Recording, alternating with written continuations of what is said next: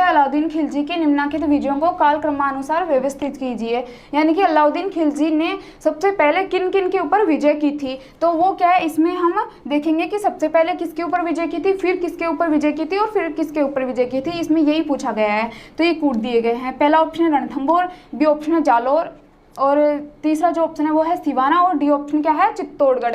तो इसमें हमारा राइट ऑप्शन क्या होगा, पहले हम देखते हैं कि अलाउद्दीन खिलजी ने किन किन के ऊपर विजय की थी। तो सबसे पहले इन सभी विजयों के बारे में मैं आपको पहले वाले वीडियो के अंदर पूरा डिटेल से बता चुकी हूँ, तो आप क्या है वहाँ पे डिस्क्रिप्शन के अंदर जाके भी देख सकते हो। ओके, तो इसके अंदर थोड़ा थोड़ा सा हिंट मैं फिर से आपको बता देती हूँ, दे देती हूँ ना। तो सबसे पहले अलाउद्दीन खिलजी ने किसके ऊपर विजय की थी, रणथंभौर के ऊपर विजय की थी। सबसे पहले अलाउद्दीन खिलजी ने रणथंभौर के ऊपर विजय की थी। जो प्रथम विजय थी वो थी रणथंभौर, और कब की थी, सन 1301 ईस्वी के अंदर। सन 1301 ईस्वी के अंदर अलाउद्दीन खिलजी ने रणथंभौर के ऊपर विजय की थी, और उस समय रणथंभौर का शासक कौन था, हमीर देव चौहान था।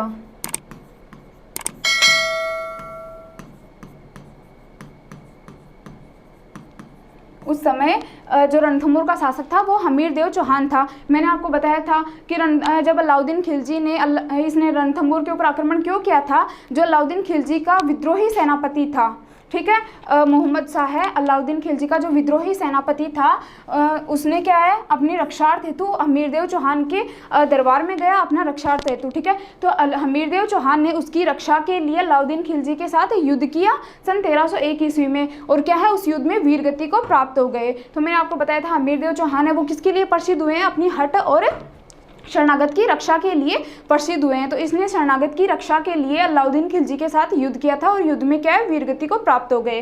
तो अलाउद्दीन खिलजी की सबसे पहली विजय कौन सी थी, रणथंभौर विजय थी। सन 1301 ईस्वी में इसने विजय प्राप्त की थी रणथंभौर के ऊपर, और उस समय रणथंभौर का शासक कौन था, हमीरदेव चौहान था। ओके गाइज, तो देखते हैं हमारा दूसरा विजय। तो दूसरी विजय थी अलाउद्दीन खिलजी ने दूसरी बार किस पे विजय की थी, चित्तौड़गढ़ के ऊपर की थी।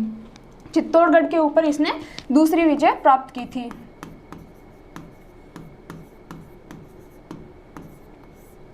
और कब की थी, सन 1303 ईस्वी के अंदर।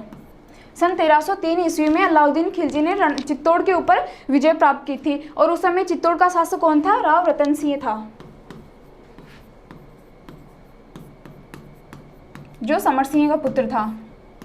राव रतन सिंह किसका पुत्र था, समर सिंह का पुत्र था, और अपने पिता समर सिंह की मृत्यु के बाद राव रतन सिंह सन 1302 ईस्वी के अंदर गद्दी पर बैठा था, और अपने सिंहासन पर बैठने के एक वर्ष पश्चात इसे क्या अलाउद्दीन खिलजी के आक्रमणों का सामना करना पड़ा। तो सन 1303 ईस्वी के अंदर अलाउद्दीन खिलजी ने चित्तौड़ पर क्या किया, आक्रमण किया, और 1303 ईस्वी के अंदर राव रतन सिंह के साथ युद्ध किया।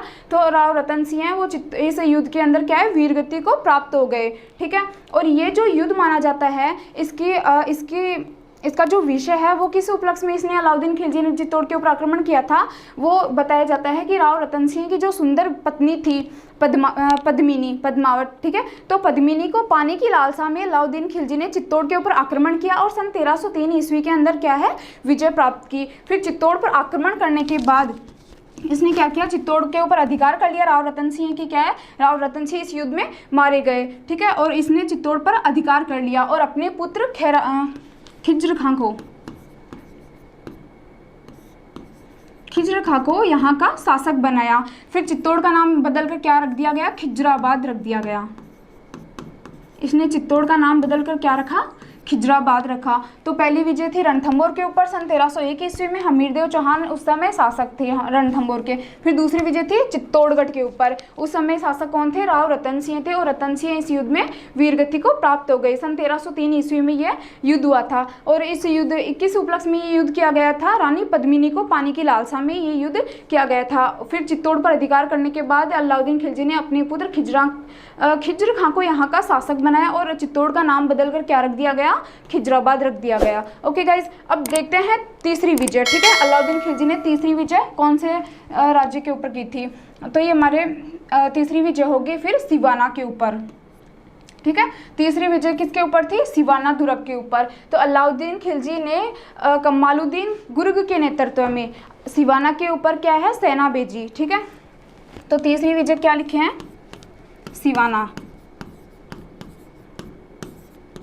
और ये हुई थी सन 1308 ईस्वी के अंदर, सन 1308 ईस्वी के अंदर।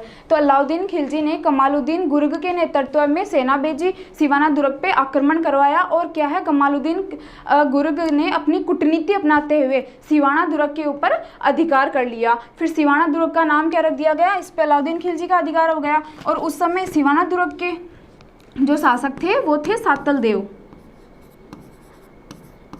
सातल देव उस समय जालोर के शासक थे। तो जो सिवाना दुर्ग है इसे जालोर की कुंजी कहा जाता है। ओके, तो उस समय शासक कौन थे, सातल देव चौहान, सातल देव थे। ठीक है, तो सन 1308 ईस्वी के अंदर अलाउद्दीन खिलजी ने सिवाना दुर्ग के ऊपर अधिकार कर लिया था, और सिवाना दुर्ग का नाम बदल कर क्या रख दिया गया,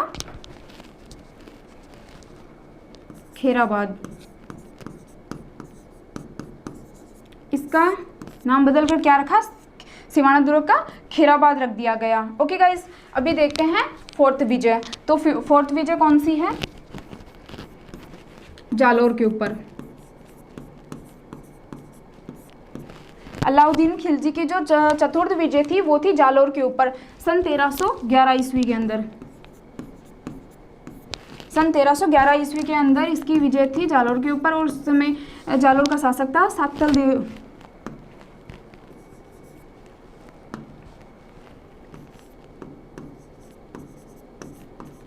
सातल देव उस समय क्या था, जालोर का शासक था।